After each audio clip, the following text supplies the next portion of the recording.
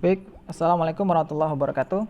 Anak-anakku yang soleh dan cerdas, Alhamdulillah kita akan lanjutkan lagi pembelajaran kita dari bab matematik dengan menggunakan grafik, membuat grafik fungsi sinus dan kosinus.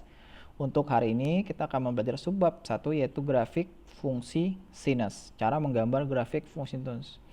Untuk menggambar grafik fungsi sinus, sebelum nanti kita belajar bagaimana menggambarnya, maka kita harus mendapat gambaran atau sketsa kalau misalnya persamaannya nanti terbentuk, gambarnya akan seperti apa. Nah, untuk hal itu kita akan pelajari dengan menggunakan alat bantu yang disebut sebagai namanya Desmos kalkulator grafis. Ini adalah sifatnya gratis dan bisa kamu buat dan bisa kamu gunakan di rumah untuk mempelajari lebih lanjut. Di sebelah kanannya ini adalah grafis yang terbentuk, gitu ya. Kemudian di sebelah kita adalah panel-panel yang kemudian nanti akan kita gunakan untuk membantu kita untuk memanage grafis-grafis yang ada di sebelah kanan. Untuk itu saya akan menonaktifkan yang ini dulu. Saya akan menghilangkan. Ini saya akan kembalikan ke titik 1. Oke. Nanti akan jelaskan kenapa di titik 1 ya. Oke. Baik, kalau gambar petik di kotak ini ada nama kotaknya. Setiap kotak ada angkanya. Kotak 1, 2, 3 sampai kemudian ke bawah. Kemudian kotak-kotak itu ada jenisnya.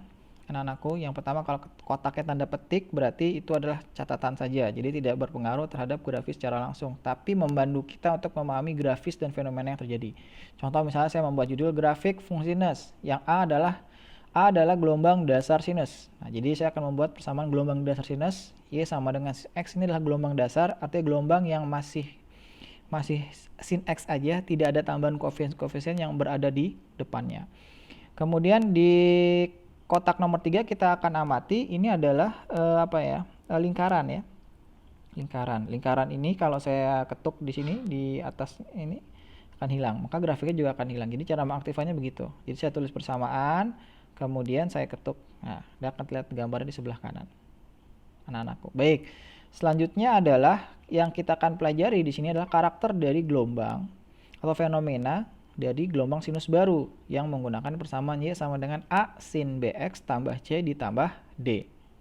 Nah, dimana kalau kita lihat di kotak nomor 5, kita akan lihat persamaan sudah saya buat Y sama dengan A sin BX tambah C ditambah D. Itu kayak gitu ya, anak-anakku yang soleh dan solehah. Nah, kemudian nanti kita akan amati berbagai macam 4 perubahan itu dari A, dari B, C, dan D, yaitu dengan memvariasikan. Caranya gampang sama. Kalau model dia ada lingkaran seperti ini maka bisa diaktifkan. Kalau warnanya merah berarti grafiknya juga warna merah dan dia agak grafik putus ya. Maka ini grafik putus-putus. Contoh, kita akan coba mulai. Kita akan masuk dengan kita akan memvariasikan Y sama dengan A sin BX tambah C tambah D dengan menggunakan nilai A. Oke, ini saatnya saya geser ke atas dulu. Oke. Kalau kita lihat yang pertama adalah ya, dari persamaan kotak di nomor 5 bahwa gelombang sinus baru Y sama dengan A sin BX tambah C tambah D, kita akan memvariasikan nilai A dan kita akan mengamati kalau A-nya nilainya berubah, apa yang terjadi pada grafik. Apakah berubahnya menurut sumbu Y, sumbu X, atau sumbu X atau sumbu Y. Ya, dengan asumsi bahwa nilai BX dan C dan D ini kita ibaratkan adalah tetap. Jadi yang kita ubah dengan A-nya saja. Kemudian nilai A sumbu Y berhubungan dengan besar amplitudo, artinya panjang simpangan terjauh. Ini sudah saya jelaskan. Bagaimana maksudnya terhadap pengaruh ini? Saya geser dulu. Baik, di depannya sudah ada nilai A-nya. Saya akan variasikan A-nya mulai dari 1, di mana pada kalkulator grafis ini, nilai A ini saya variasikan dari min 2 sampai dengan 10. Artinya kalau saya mainkan, ini ada kotak ini kayak mainkan kalau biasa main musik atau player video, kalau kita ketuk pasti dia akan jalan kan? Kita akan jalan. Nah, sebelum jalan pastikan persamaan ini sudah ada, sudah aktif, yaitu dengan cara mengetuk lingkaran yang ada di atasnya. Sudah aktif, kita akan geser ke bawah, kemudian kita lakukan animasi dan kita akan cermati ya, bagaimana fenomena yang terjadi ketika A-nya ini berubah dari 1 ke 10 dan balik lagi. Apakah perubahannya di mendatar atau sumbu X atau sumbu Y. Kita akan amati. Untuk itu saya akan lakukan secara otomatis dan kita akan amati secara bersama. Kita lihat ya anakku. Coba kita lihat. Kita cermati anak-anakku bahwa ketika nyasa positif maka garis biru ini atau perubahannya akan berada pada sumbu positif. Ketika A-nya berada di nilai negatif, apa yang terjadi? Ya, titik puncak pertamanya akan berada di nilai negatif. Itu kayak gitu ya. Oh, berarti dapat kita simpulkan bahwa dengan perubahan nilai A, apa yang dapat kita simpulkan?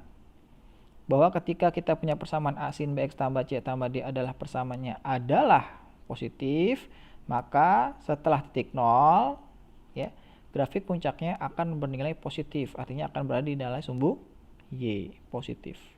Adapun ketika A-nya bernilai negatif seperti ini, ya, seperti tadi, maka nilai puncaknya akan berada di sumbu negatif. Nih, seperti yang akan terjadi saat ini. Nah, ini seperti ini. Oh, berarti perubahannya hanya terjadi pada nilai sumbu Y. Apakah terjadi juga pada perubahan sumbu X? Kalau kita cermati anak-anakku, tidak ya, tidak terjadi perubahan pada sumbu X ini. Perubahan terjadi ketika kita memfasikan nilai A atau amplitudo hanya terjadi pada sumbu Y saja. Sedangkan pada sumbu X ini tidak terjadi perubahan fase. Begitu ya cara penggunanya. Nanti kita lanjutkan untuk B, C, dan D di pertemuan selanjutnya setelah kamu menggunakannya sendiri. Terima kasih, selamat belajar. Nanti kita akan diskusi lanjutkan di Telegram. Assalamualaikum warahmatullahi wabarakatuh.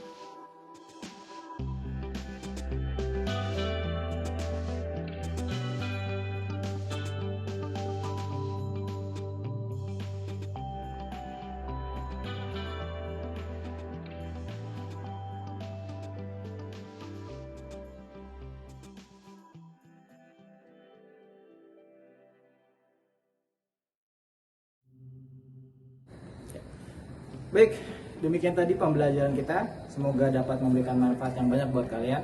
Jangan lupa ya, di subscribe dan share video ini agar semua dapat pengetahuan yang lebih banyak tentang matematika. Terima kasih, jangan lupa Quran dan sholatnya dijaga. Assalamualaikum warahmatullahi wabarakatuh.